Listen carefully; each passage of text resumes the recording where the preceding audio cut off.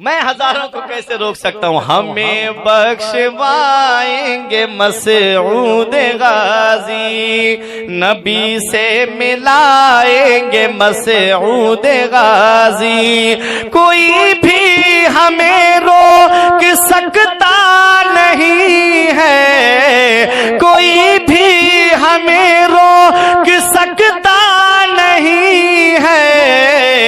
हमें जब बुलाएंगे मसऊद गाजी, हमें जब बुलाएंगे मसऊद गाजी। मैं रोज़े जज़ा से बहुत मुतमईन हूँ, मेरे काम आएंगे मसऊद गाजी। 16 मरतबा हमला करने के बाद नाकाम हो गया।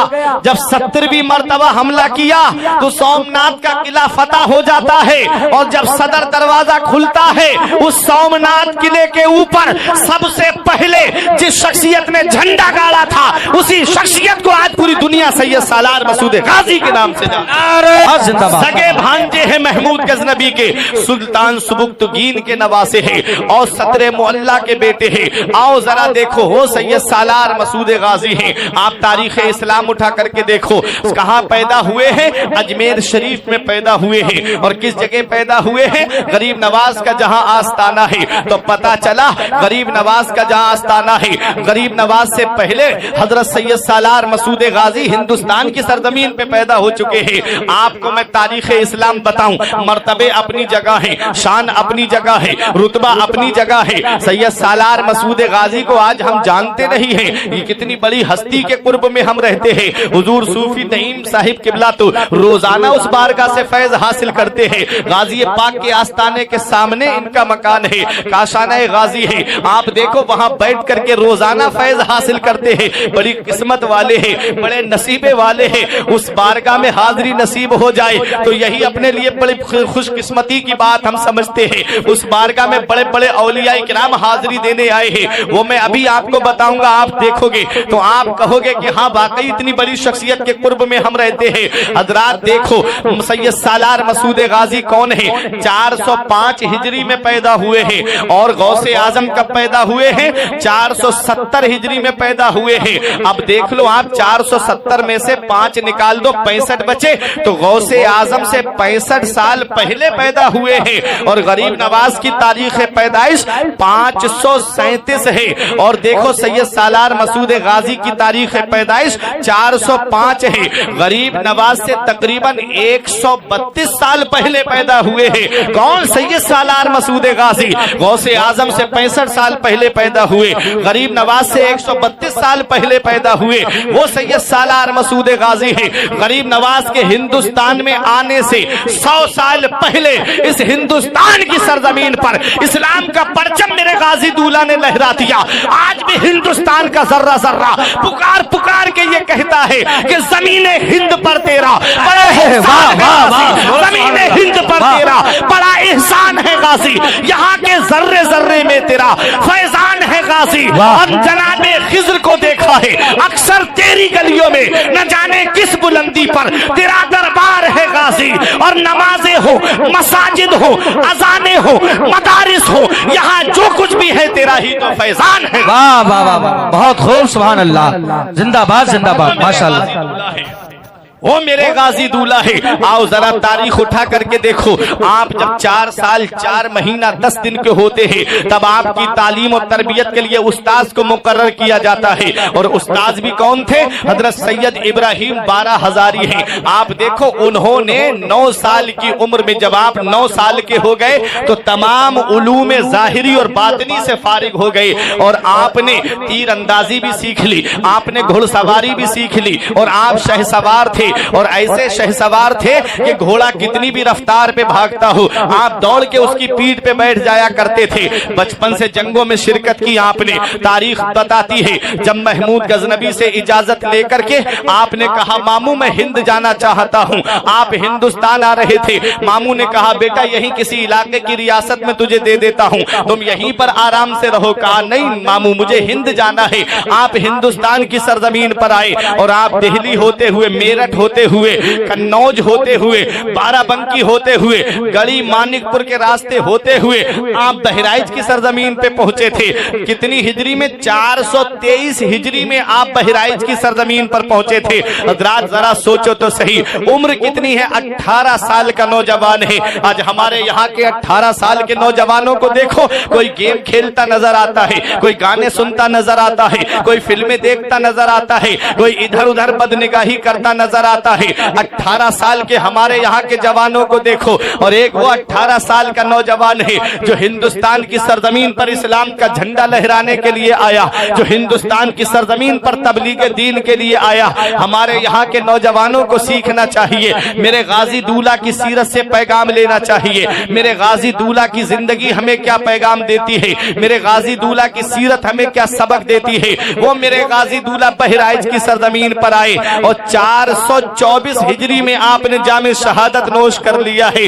रात तारीख इस्लाम बताती है, चंद साथी थे आपके, लेकिन लोगों को आप शिकस्त देते हुए आगे बढ़ते रहे। तब तमाम राजाओं ने मिलकर के एक जगह मशवरा किया, 21 राजा मिलकर के आए। बहराइच से लेकर के नेपाल बॉर्डर तक फौज ही फौज नजर आ रही थी। जरा देखो तो सही, इतनी बड़ी फौज का मुकाबला अली के शेर से हो रहा है। और कैसा शेर है, सतरिक की सरजमीन पर बचपन में आपके सामने जब शेर आ गया तो आपने उस शेर से बचे नहीं, किसी पेड़ का सहारा नहीं लिया, किसी पेड़ की आड़ में नहीं छुपे, बल्कि तलवार निकाल करके शेर के 2 टुकड़े कर दिए। इधर ये अली का शेर है। और मैंने एक सहाबी का वाकया पढ़ा, हजरत सफीना का वाकया। आप लश्कर के साथ जा रहे थे, जंगल में निकल गए, जंगल में शेर आ गया तो सहाबी रसूल ने शेर के एक तमाचा मारा और कहा कि मैं मदीने वाले मुस्तफा का गुलाम हूँ, जरा मुझे रास्ता बता दे, लश्कर में जाना है। तो शेर आगे आगे दुम हिलाता हुआ चल रहा था और ये सहाबी रसूल पीछे पीछे शेर के चल रहे थे। शेर ने लश्कर में ले जाकर के मिला दिया, फिर शेर जंगल की तरफ चला गया। उधर सहाबी रसूल जंगल के शेर से कहते हैं, मैं मदीने वाले मुस्तफा का गुलाम हूँ। इधर अली का शेर है जो शेर के 2 टुकड़े कर देता है। मैंने आलम तसव्वुर में अर्ज किया, ऐ मेरे गाजी दूल्हा, आपने शेर को अपना नसब क्यों नहीं बताया? तो मेरे गाजी दूल्हा की शान बोल रही थी, मेरे गाजी दूल्हा की सीरत बोल रही थी, मेरे गाजी दूल्हा की बहादुरी बोल रही थी। सहाबी रसूल ने अपनी निस्बत बता करके दुनिया वालों को यह पैगाम दे दिया कि जो नबी का गुलाम होता है उसकी हुकूमत सब पे होती है, सारे जहान पे उसकी हुकूमत होती है। और गाजी पाक ने शेर के 2 टुकड़े करके दुनिया वालों को यह पैगाम दे दिया कि पूरी दुनिया में अगर सबसे बहादुर कोई घराना है तो वो मौला अली का घराना है। अली का घर भी क्या घर है कि जिस घर का हर एक बच्चा, अली का घर भी क्या घर है कि जिस घर का हर एक बच्चा जहां पैदा हुआ शेर खुदा मालूम हो।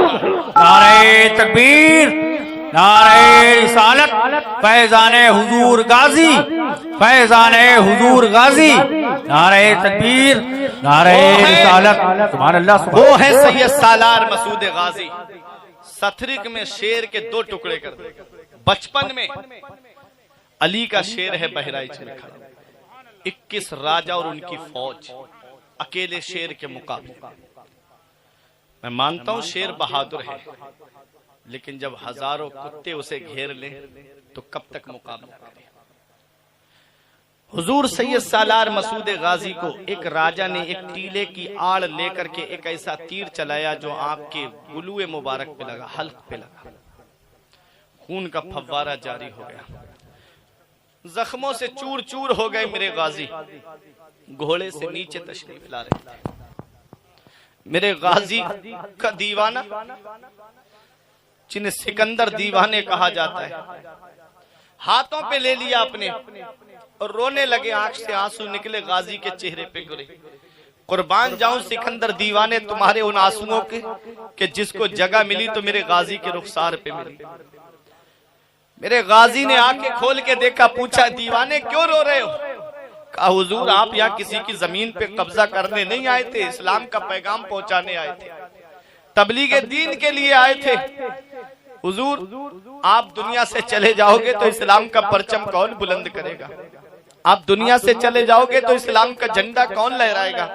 मेरे गाजी ने फरमाया इन्ना दीना इंदल्लाहिल इस्लाम, बेशक अल्लाह का पसंदीदा दीन सिर्फ इस्लाम है। इस्लाम मिटने वाला मजहब नहीं है। इस्लाम की हिफाजत के लिए अल्लाह अपने महबूब बंदों को भेजेगा। तारीख बताती है मेरे गाजी दूल्हा जब इस दुनिया जाहिरी से तशरीफ ले गए, एक मजलिस मस्तो तरब रख करके ये पैगाम दिया गया कि हमने हिंदुस्तान से इस्लाम का झंडा उखाड़ दिया, हमने हिंदुस्तान से इस्लाम का परचम उखाड़ के फेंक दिया। अब कोई नहीं है हिंदुस्तान में इस्लाम का झंडा लहराने वाला। उनको क्या पता कि फानूस बन के जिसकी हिफाजत हवा करे, फानूस बन के जिसकी हिफाजत हवा करे, वो शम्मा क्या बुझे जिसे रोशन खुदा करे। नूर हक इस्लाम है, उसको बुझा सकता है कौन, जिसका हामी हो खुदा उसको मिटा सकता है कौन। हुजूर सैयद सालार मसूद गाजी की शहादत के बाद में वो आ रहा है हिंदुस्तान में इस्लाम का झंडा लेकर, वो आ रहा है हिंदुस्तान में इस्लाम का पैगाम लेकर। मदीने वाले मुस्तफा की बारगाह में पहुंचा, इजाजत मिली हिंद जाओ और वहां जाकर के इस्लाम का परचम बुलंद करो। और हेड क्वार्टर अजमेर को बनाना, राजस्थान को बनाना, जहां तकरीबन 150 राजा रहते थे, छोटी बड़ी रियासतों के अलग अलग राजा। आया भी तो उस सरजमीन पर आया जहां सबसे ज्यादा राजा रहते थे, राजस्थान को अपना हेड क्वार्टर बनाया और अजमेर की धरती पे आया, इस्लाम का परचम लेकर के आ रहा है। रास्ते में शहाबुद्दीन मोहम्मद गौरी की फौज से मुलाकात हुई, जो हार करके जग गया था हिंदुस्तान के लश्करियों से। तब कहा कि बाबा कहाँ जा रहे हो, चेहरे से मुसलमान लग रहे हो। फरमाया अल्हम्दुलिल्लाह मैं मुसलमान हूँ। बोला बाबा कहाँ, फरमाया हिंद जा रहा हूँ। बोला बाबा हिंदुस्तान ना जाओ, वहाँ कोई अपना नहीं है, वहाँ कोई नबी को पुकारने वाला नहीं है, वहाँ कोई इस्लाम का परचम बुलंद करने वाला नहीं है। बाबा तुम हिंदुस्तान जाकर क्या करोगे? मैं इतनी बड़ी फौज लेकर गया, मैं हार कर आ रहा हूँ, मैं इतना बड़ा लश्कर लेकर गया, मैं हार कर आ रहा हूँ। बाबा तुम्हारे पास तो कोई फौज भी नहीं है, तुम हिंदुस्तान जाकर क्या करोगे?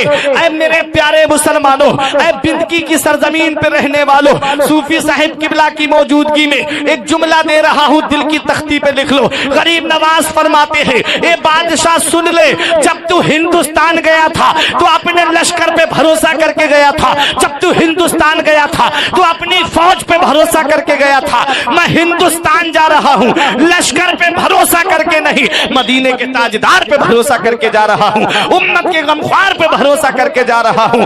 तलवार ना नेजा ना सिपर लेके चले हैं, तलवार ना नेजा ना सिपर लेके चले हैं, हम घर से मदीने की नजर लेके चले हैं।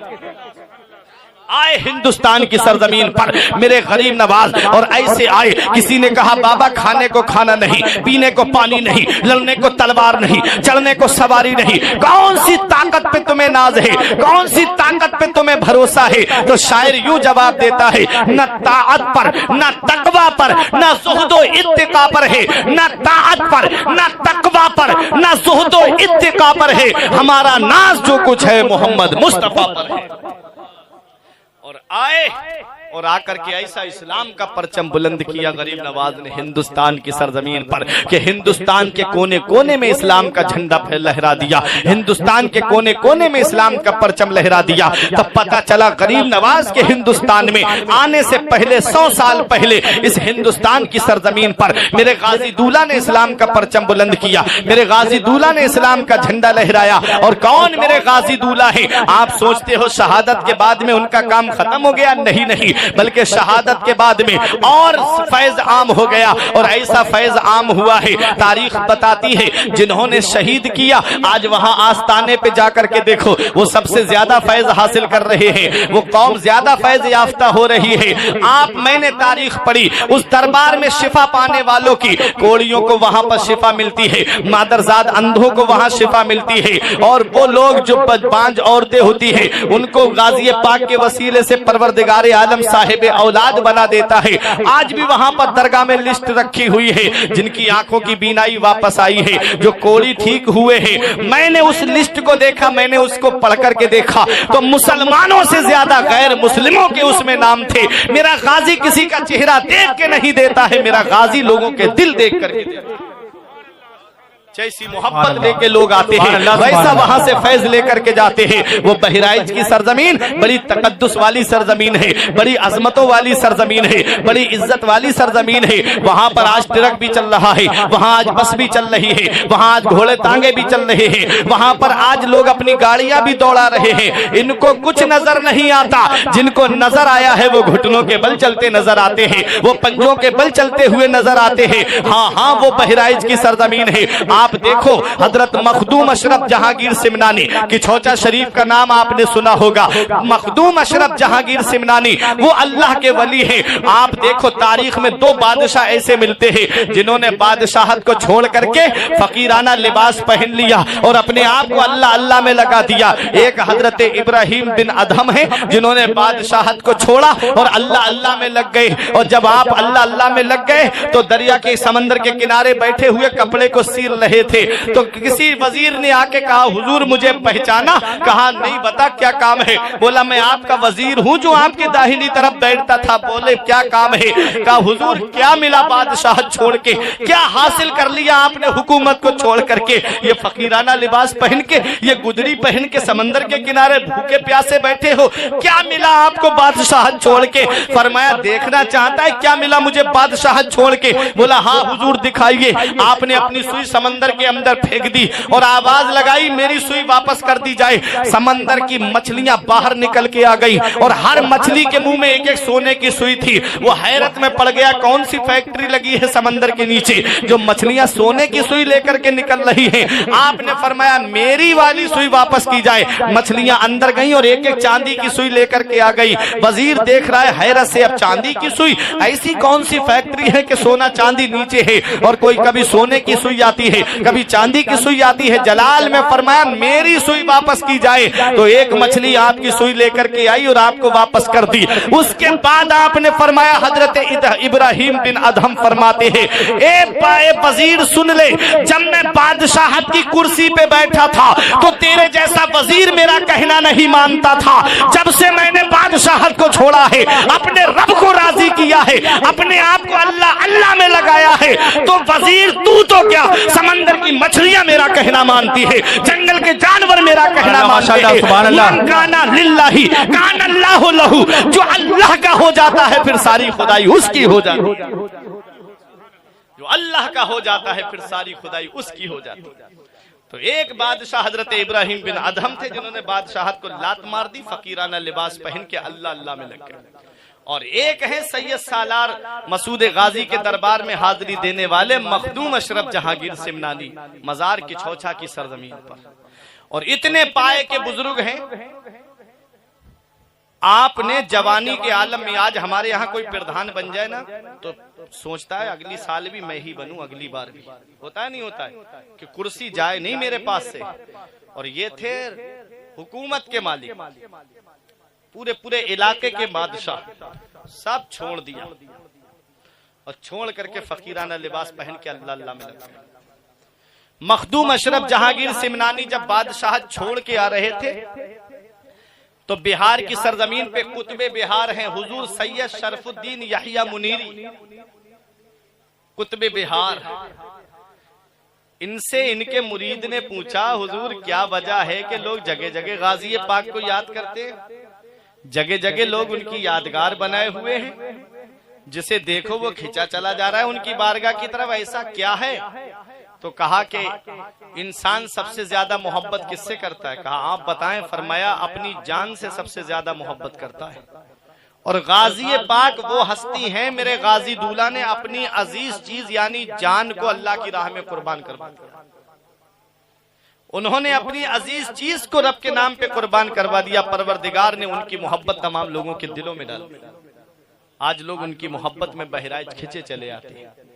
वो मेरे गाजी दूल्हा हैं, वो सैयद शरफुद्दीन याहिया मुनीरी ने इंतकाल से पहले कहा मेरे जनाजे की नमाज वो पढ़ाएगा जो सैयद सहीहुन नसब होगा, जो तारिक सल्तनत होगा, बादशाह छोड़ के आएगा, और किरते सबा का कारी होगा यानी कुरान शरीफ को 7 लहजों में पढ़ने वाला। अब हैरत में पड़ गए, कौन पढ़ाएगा जनाजे की नमाज? जनाजा तैयार है, दूर गर्द उड़ती हुई नजर आई तो मखदूम अशरफ जहांगीर सिमनानी करीब आए। कहा आप सैयद सहीहुन नसब हो? कहा हाँ। कहा आप बादशाह छोड़ के आए हो? कहा हाँ। कहा आप किराते सबा के कारी हो? कहा हाँ। कहा आइए जनाजे की नमाज पढ़ाइए।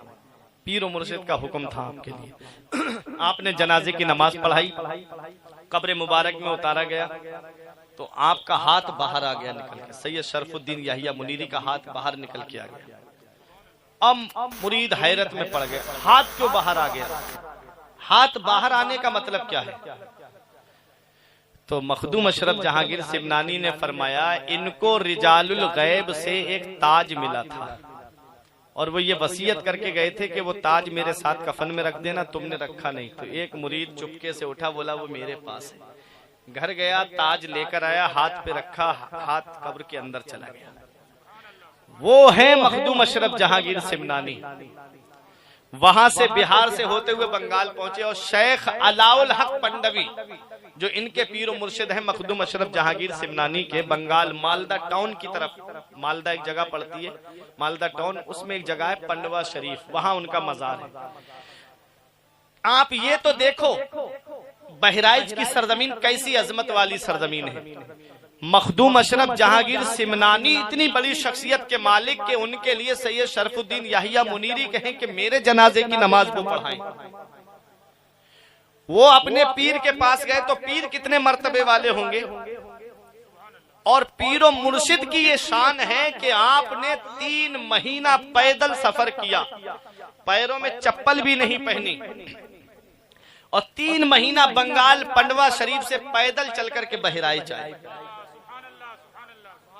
बहराइच आए 3 महीना पैदल चल के। गर्मी का मौसम, पैरों में छाले पड़ गए, मुरीदों से देखा नहीं गया, हुजूर ये क्या कर रहे हो, जूता पहन लो, सवारी कर लेते, सवारी पे बैठ जाओ। कहा अगर मैं जूता पहन लूंगा, सवारी पे बैठ जाऊंगा तो अपने गाजी दूल्हा को सफर की कुल्फतें कैसे बताऊंगा, अपने गाजी दूल्हा को सफर की रुदात कैसे सुनाऊंगा। अल्लाह अकबर। 3 महीने आने में लगे और 3 महीना कयाम किया बहराइच में, फिर 3 महीना जाने में लगे। 9 महीने का सफर था मखदूम अशरफ जहांगीर सिमनानी के पीरो मुर्शिद का। आप देखो तो सही, ये वो बारगाह है जहां बड़े बड़े औलिया इकराम घुटनों के बल चलते हुए नजर आए, पंजों के बल चलते हुए नजर आए। बादशाह फिरोज शाह तुगलक का नाम आपने सुना होगा। ठट सिंध में एक जगह है, वहां हमला करने गया, फौज दुश्मन की ज्यादा थी, हारने वाला था। इसकी माँ को पता चल गया बेटा अब वापस आने वाला नहीं है, बहुत फौज है और हार जाएगा। तब माँ छत के ऊपर चढ़ी, देखा कि लोग दीवाना वार चले जा रहे हैं बहराइच की तरफ झूमते हुए। तो उसकी माँ ने कहा ये लोग कहाँ जा रहे हैं? कहा ये बहराइच जा रहे हैं गाजी दूल्हा के पास। तो उसने बहराइच की तरफ रुक करके कहा मेरे गाजी दूल्हा, मेरा बेटा सलामत आ गया तो बादशाहाना लिबास में नहीं, फकीराना लिबास में तुम्हारे दरबार में भेजूंगी। मेरे गाजी दूल्हा, मेरे बेटे की हिफाजत करो। अल्लाह अकबर। तारीख बताती है कि फिरोज शाह तुगलक फतहमंद होके, जफरयाब होके, फतह हासिल करके वापस आया, माँ के कदम को बोसा दिया, कहा माँ मैं जीत गया। कहा बेटा तू अपनी तरफ से नहीं जीता, अगर तुझे ये कामयाबी मिली है तो गाजी दूल्हा के वसीले से मिली है। अल्लाह अकबर। गाजी दूल्हा के वसीले से। बादशाह फिरोज शाह तुगलक की माँ कहती बेटा जा फकीराना लिबास पहन के बहराइच। और जब बादशाह बहराइच में आया तो मुखालिफिन तो हर दौर में रहते हैं अल्लाह वालों के, उस दौर में भी कुछ थे, बोले यहाँ गाजी पाक का मजार है ही नहीं, यहाँ तो पता ही नहीं है गाजी पाक कहाँ पर है, यहाँ तो हर तरफ शहीद ही शहीद है। तो कहा कि मुझे कोई अल्लाह वाले से मुलाकात करा दो। तो उस वक्त जो सैयद सालार मसूद गाजी के रोजे पे झाड़ू देते थे, रोजे की देखभाल करते थे, वो थे सैयद आली नसब सैयद अफजलुद्दीन अबू जाफर अमीर माह, जिनका मजार बहराइच में है। आज भी उनके रोजे की ये शान है कि कोई इंसान झूठी कसम खा ले और उस दरबार में ले जाके कसम खिलाई जाए, और अगर झूठी कसम होती है तो बहुत जल्दी वो बर्बाद हो जाता है। आज भी उनका मजार है बहराइच में। तो बादशाह ने उनसे कहा हुजूर मेरी हाजिरी करा दीजिए। कहा दर तो खुला हुआ है, जो जाए वो जाए, मैं क्या हाजिरी करा दूं, उनके यहाँ कोई रोक टोक तो है नहीं, जा और जाके हाजिरी दे ले। बोले हुजूर मजार नहीं पता मुझे नहीं पता कि मजार शरीफ है किधर।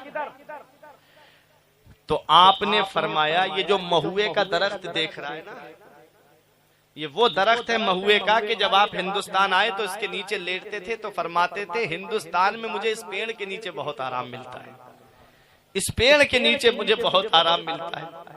मेरे आका ने फरमाया इंसान जिस जगह दफन होता है उसकी खमीर में वहां की मिट्टी मिली हुई होती है। हम किस्मत पे नाज करें कि हमारे गाजी के खमीर में हिंदुस्तान की मिट्टी थी। मेरे गाजी दूल्हा का आज जहां मदफन बना हुआ है, सैयद अफजलुद्दीन अबू जाफर अमीर माह कहते हैं मैंने फला तारीख में फला वक्त में गाजी पाक को घोड़े पे सवार होकर के अस्पे नीली पे सवार हो करके मैंने तलवार लेकर के ठट की तरफ जाते हुए देखा है। बादशाह ने जेब से पर्चा निकाला और अपनी कामयाबी की तारीख देखी और वक्त देखा जिस वक्त बादशाह फतेहमंद हुआ था, जिस वक्त बादशाह ने ठट पे हमला किया और कामयाब हुआ था, वही तारीख थी, वही वक्त था जो सैयद अफजलुद्दीन अबू जाफर अमीर माह ने बताया था। बादशाह कहता है हुजूर मैं समझ गया ये फतह मुझे अपनी तरफ से नहीं मिली है बल्कि ये फतह मुझे हासिल हुई है तो मेरे गाजी दूल्हा के वसीले से हासिल हुई है, वो है मेरे सैयद सालार मसूद गाजी। बादशाह कहता है हाजिरी करा दीजिए। आपने फरमाया चल। जब सैयद अफजलुद्दीन अबू जाफर अमीर माह चल रहे थे, अब सुनो बिनकी के जिंदा दिल मुसलमानों, तो सैयद साहब कभी पंजों के बल चले, कभी एड़ी के बल चले, कभी घुटने के बल चले। सैयद अफजलुद्दीन अबू जाफर अमीर माह को जब ऐसे चलता हुआ देखा तो बादशाह कहता है हुजूर रास्ता तो सीधा है, आप ऐसे क्यों चल रहे हो? आपने फरमाया बादशाह जो मैं देख रहा हूं वो तू नहीं देख रहा है। बादशाह बोला आपको नजर क्या आ रहा है? तब सैयद अफजलुद्दीन अबू जाफर अमीर माह ने अपनी टोपी उतार करके बादशाह के सर पे रख दी। टोपी का रखना था, जमीन का निचला हिस्सा रोशन हो गया। हर तरफ शहीदों के जिस्म नजर आ रहे थे, हर तरफ शहीदों की लाशें नजर आ रही थी। बादशाह की आंखें खुली की खुली रह गई। आप इरशाद फरमाते हैं ए बादशाह सुन ले, तुझ में और मुझ में यही फर्क है कि तू बगैर देखे चल रहा है और मैं देख करके चल रहा हूं। अब बताना मकसद यह है कि जब गाजी पाक के आस्ताने पर झाड़ू लगाने वाले शख्सियत का ये आलम है कि अपनी टोपी बादशाह के सर पे रखते तो जमीन का निचला हिस्सा रोशन हो जाए, तो मेरे गाजी की शान का आलम क्या होगा, मेरे गाजी के मर्तबे का आलम क्या होगा। जब उनके गदा भर देते हैं शाहाने जमाना की झोली, जब उनके गदा भर देते हैं शाहाने जमाना की झोली। अरे मोहताज का जब ये आलम है, मुख्तार का आलम क्या होगा। चाहे तो इशारों से अपने काया ही पलट दे दुनिया की, ये शान है उनके गुलामों की, सरदार का आलम क्या होगा। वो है मेरे गाजी दूल्हा। बादशाह ने बहुत काम कराया दरगाह में।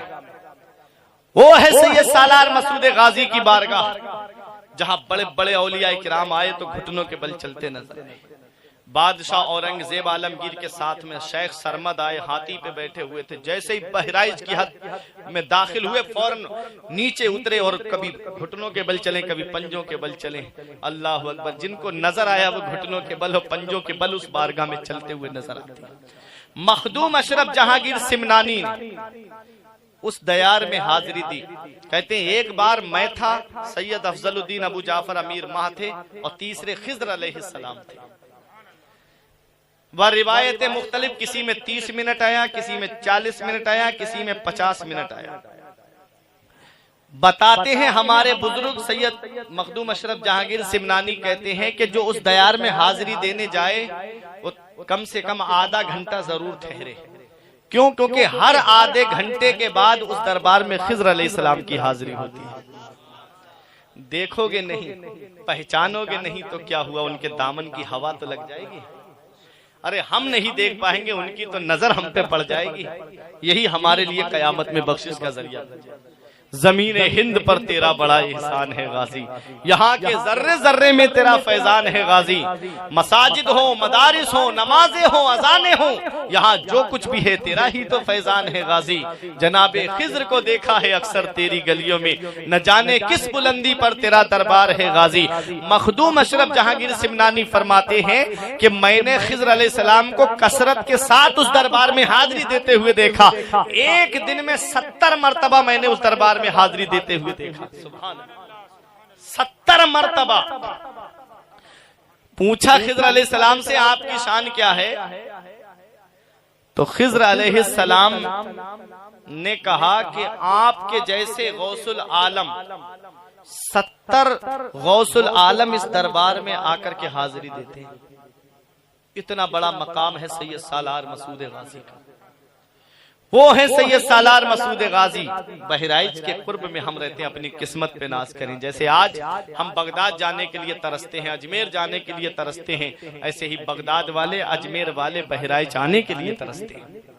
ऐसी शख्सियत के कुर्ब में हम रहते हैं। मखदूम अशरफ जहांगीर सिमनानी ने जिस दरबार में हाजिरी दी हो, और मेरे गाजी की शान देखो, मेरे गाजी की शान को बयान करने वाले तारीख आप देखो, किताबें पढ़ करके देखो तो आपको पता चलेगा। हजरत ख्वाजा कुतुबुद्दीन बख्तियार काकी ने मेरे गाजी दूल्हा की शान को बयान किया है। बाबा फरीदुद्दीन गंजे शकर ने अपनी किताब के अंदर मेरे गाजी की अजमत व शान को बयान किया है। आप देखो हजरत शाह अब्दुल रज़्ज़ाक़ बासवी ने सीरत सैयद शाह अब्दुल रज़्ज़ाक़ बासवी में मेरे गाजी की सीरत को बयान किया है। हजरत इग्रामी मखदूम बंदगी की किताब सीरत मखदूम बंदगी में मेरे गाजी की शान को बयान किया गया है। आला हजरत अजीमुल बरकत अल मलफूज में मेरे गाजी की शान को बयान कर रहे हैं। मुहद्दिस अलल इतलाक शेख अब्दुल हक मुहद्दिस देहलवी अपनी किताब अखबारुल अखियार के अंदर मेरे गाजी दूल्हा की शान को बयान कर रहे हैं। ये तारीख की बड़ी बड़ी किताबें, ये तारीख की सीरत की बड़ी बड़ी किताबें, आप तारीख फरिश्ता पढ़कर देख लो,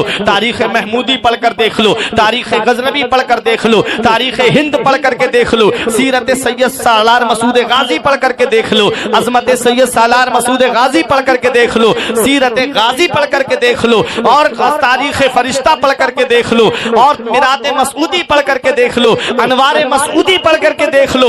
ये सीरत की सारी किताबें मेरे गाजी दूल्हा की अजमत को बयान कर रही है, मेरे गाजी दूल्हा की शान को बयान कर रही है। और एक जुमला दे रहा हूं, दिल की तख्ती पे लिख लो, मेरे गाजी दूल्हा की शान वो शान है कि अक्सर की शान में किताबें उलमाए किराम ने लिखी है, और मेरे गाजी की शान में किताबें औलियाए किराम ने लिखी है। जिनकी अजमत को जमाना समझ ना पाया, जिनके रुतबे को जमाना समझ ना पाया, वो मेरे गाजी की अजमत को बयान कर रहे हैं, वो मेरे गाजी की शान को बयान कर रहे हैं, वो मेरे गाजी के रुतबे को बयान कर रहे हैं, और दुनिया वालों को ये पैगाम दे रहे हैं, जमीने हिंद पर तेरा बड़ा एहसान है गाजी, जमीने हिंद पर तेरा बड़ा एहसान है गाजी, यहाँ के जर्रे जर्रे में तेरा फैजान है।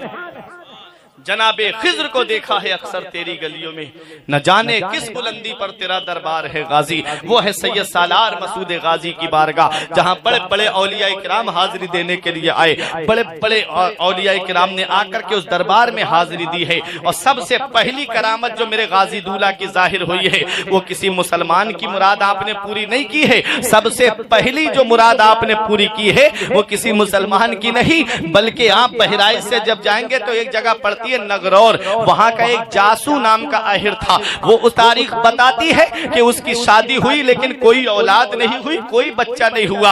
आपको मैं बताऊं तो उसकी सास ने एक दिन ताना देते हुए कहा, अगर अब की बच्चा नहीं हुआ तो तुझे घर से निकलवा दूंगी, बेटे से कहूंगी इसे डिवोर्स दे दे, इसे तलाक दे दे। रात औरत थी, वो दोनों मियां बीवी बड़ी मोहब्बत करते थे। आज हालात ऐसे होते जाते हैं ना, शादी के 2-3 साल तक अगर बच्चे ना हो तो औरत को ताने देना शुरू कर दिए जाते हैं। कैसी मनहूस घर में आई है कि कोई बच्चे की किलकारी नहीं गूंजती। ऐसा नहीं है, तो औलाद देने वाली जात अल्लाह की है, बेटा देने वाली जात अल्लाह की है। हजरात कुरान में रब फरमाता है, यखलुकु मा यशा यहबु लिमन यशाउ इनासा व यहबु लिमन यशाउ ज़ुकुरा और युज़व्विजुहुम ज़ुकराना व इनासा। रब कुरान में फरमाता है, अल्लाह है जो चाहता है वो पैदा फरमाता है। अल्लाह जिसे चाहता है उसे बेटे अता फरमाता है, अल्लाह जिसे चाहता है उसे बेटियां अता फरमाता है, अल्लाह जिसे चाहता है उसे बेटे और बेटियां दोनों अता फरमाता है, और अल्लाह जिसे चाहता है उसे बांझ बना देता है। सब अल्लाह के दस्ते कुदरत में है। होता क्या है, हमें उस रब की बारगाह में झुकना चाहिए, हमें उस रब से मांगना चाहिए, मेरा रब अता फरमाएगा। ऐ मेरे प्यारे मुसलमानों, वो गैर मुस्लिम था, वो जासू अपनी बीबी से बड़ी मोहब्बत करता था। उसकी बीबी घर से निकली, निकलने के बाद में रोती हुई आई, और आकर के उस वक्त मेरे गाजी दूल्हा का मजार शरीफ बना हुआ नहीं था, बल्कि एक छोटा सा मिट्टी का टीला रखा हुआ था। बस वही था, उसी पे झाड़ू लगा दी जाती थी। आपको मैं बताऊं, आकर के वहीं पर वो सर रख करके रोने लगी।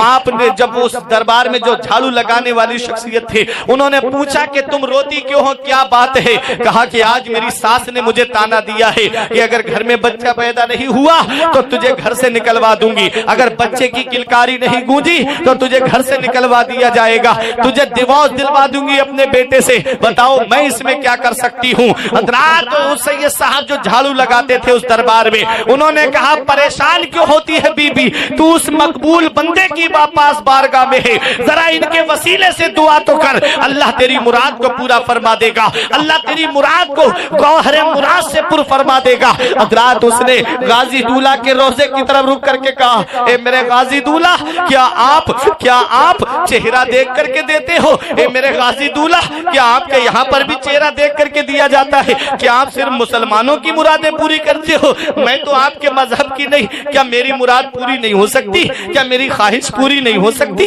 तारीख बताती है वो उसका शौहर भी ढूंढते हुए आ गया, दोनों मियां बीबी रोने लगे गाजी पाक के आस्थाने पर। मेरे गाजी किसी के आंसू नहीं देख पाते, मेरे गाजी दूल्हा के वसीले से जब दुआ की, दोनों घर चले गए। उसी रात में मोहतरमा हामला हो गई और 9 महीने के बाद में उस घर में एक बेटे की पैदाइश होती है और बेटे को लेकर के दोनों मियां बीबी गाजी दूल्हा के रोजे पे आए और कहा, ए मेरे गाजी, मेरी ये झोली भरी है तो आपके वसीले से भरी है, ए मेरे गाजी दूल्हा, मैं ये आपकी बारगाह में लेकर के आई हूँ। तारीख बताती है हर पीर के दिन जो वहां पर चराग रोशन होता था, वो वही अहिर चाह करके चराग को रोशन करता था।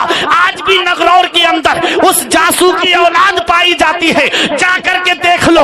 उस दरबार की शान ये है, मुसलमान आए उसकी भी मुराद पूरी करते हैं, गैर मुस्लिम आए उसकी भी मुराद पूरी करते हैं। जैसी मोहब्बत लेके जाओगे उस दरबार में, वैसा ही फल उस बारगाह से पाओगे। और किसी को मायूस नहीं लौटाया जाता है, किसी को खाली हाथ नहीं लौटाया जाता है। और जाने वाले ऐसे मुराद को पा करके रोते हुए जाते हैं और हंसते हुए आते हैं, नाबीना जाते हैं, बीना होकर आते हैं, कोड़ी जाते हैं, शिफा पाके आते हैं। शायर पुकार के कहता है, मरीज आए शिफा पाए, शिफा पाकर चले जाएं।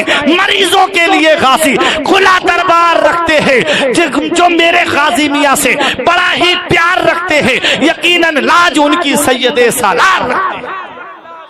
नारे तकबीर, नारे रिसालत, फैजाने हुजूर सैयद गाजी मियां, नारे तकबीर, नारे रिसालत। वो है सैयद सालार मसूद गाजी, परेशान हाल आए उनकी परेशानी को दूर फरमाते हैं। कहां कहां के लोग आए, नाबीना आए और गाजी पाक के वसीले से अल्लाह ताला ने उनको आंखें अता फरमाई। कोड़ी आए, नाखून गिर गए, हाथ खराब हो गए, उंगलियां सड़ने लगी और आकर के उस हौज में गुस्ल किया। गाजी पाक के वसीले से अल्लाह ने उनको शिफा अता फरमाई। पूरी जिंदगी गाजी पाक इस्लाम की खिदमत करते रहे और जब दुनिया से आप तशरीफ ले गए तब भी इस्लाम की खिदमत कर रहे, तब भी लोगों की मुरादें पूरी कर रहे। इसी को शायर ने कहा था, नबी से मिलाएंगे मसऊद गाजी, ये हमारा अकीदा। नबी से मिलाएंगे मसऊद गाजी, हमें बख्शवाएंगे मसऊद गाजी, हमें बख्शवाएंगे मसऊद गाजी। तुम ही दो हमें अपने बाबा का सदका, तुम ही दो हमें अपने बाबा का सदका, तुम ही दो हमें अपने बाबा का सदका, कहीं हम न जाएंगे मसऊद गाजी, कहीं हम न जाएंगे मसऊद गाजी।